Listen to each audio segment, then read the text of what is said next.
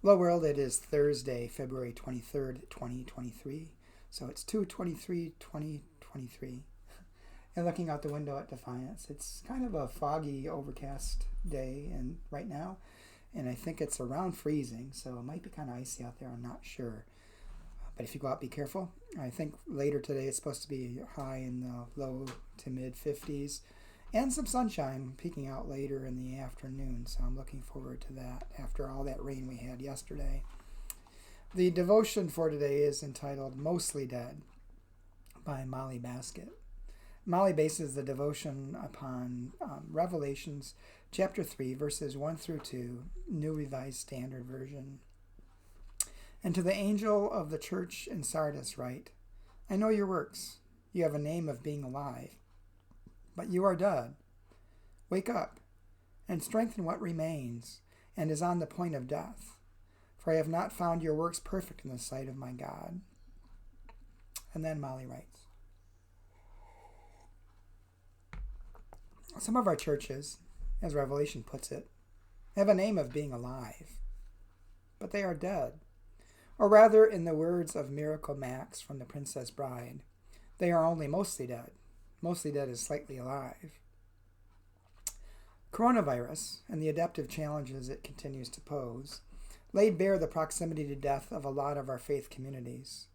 Some churches may be looking to the future and not seeing one at all. They just can't make the changes needed to survive. They don't have the know-how or the money or the will.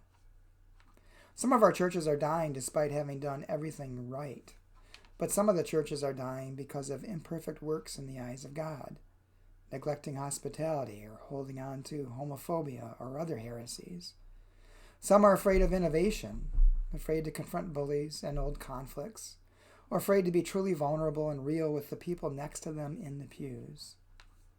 God sometimes corners us so that we have to change, our institutions and ourselves.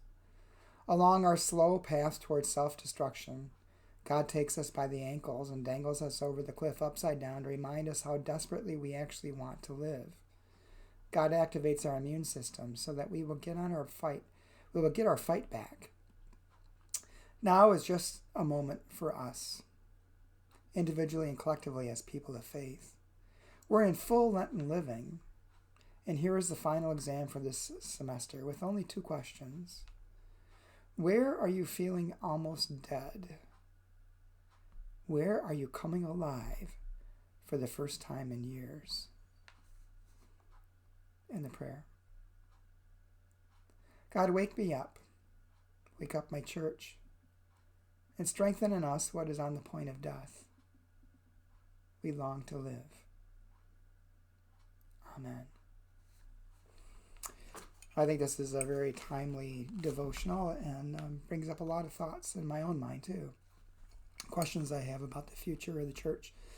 And I mean the big church, the big C, not just St. John UCC where I serve, but the big church in general.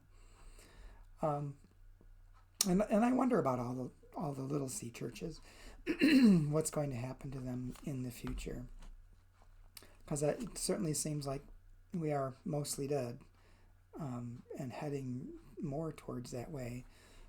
But on the other hand, I think it's important for us to look for, as the second question at the end, look for where we're coming alive for the first time in years.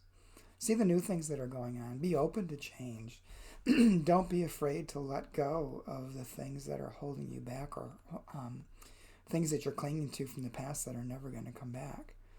But looking at what we can grab onto that keeps us, or that makes us come alive. Some of the things I was thinking about recently in my own life and in my own service that have really energized me is, one of them is the pub theology group that I lead. It's a small group, anywhere from usually around 6 or 8 to 12, sometimes as big as 16. People have shown up for that, and there's some really good and lively discussions there, and some compassionate interest in one another and our feelings and understandings of faith. And another is my anti-racism group here in Defiance. Same thing. It's a small group, but very passionate and very loving and compassionate and wanting to make a difference in the world. I'm also thinking of the Pride group, the Defiance Equality Foundation for Inclusion, DeFi, that is growing up out of our church because of our hosting of the Pride Walk last year. That group seems to be really taking hold, and they've developed a potluck once a month, and there's been probably 16 or so people that have been consistently coming, some from our church, some from outside the church, but there's some energy there and there's some conversation. Those are things that personally I'm feeling are coming alive for me, and I hope we can do more.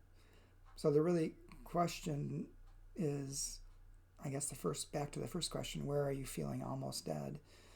I think in those areas we need to let go and grieve, but let go and focus on those things that we're feeling that are making us feeling like we're coming alive for the first time in years. Hope you have a good day today, and today is Thursday, and I don't know if I'll do a devotional again on Friday or Saturday, but please join us for worship on Sunday. It's the first Sunday in Lent.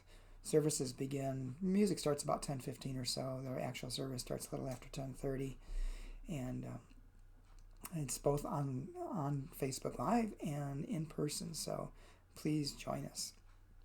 And I hope you enjoy the rest of your day, and when that sun comes out this afternoon, I hope you can enjoy some of that too. Take care.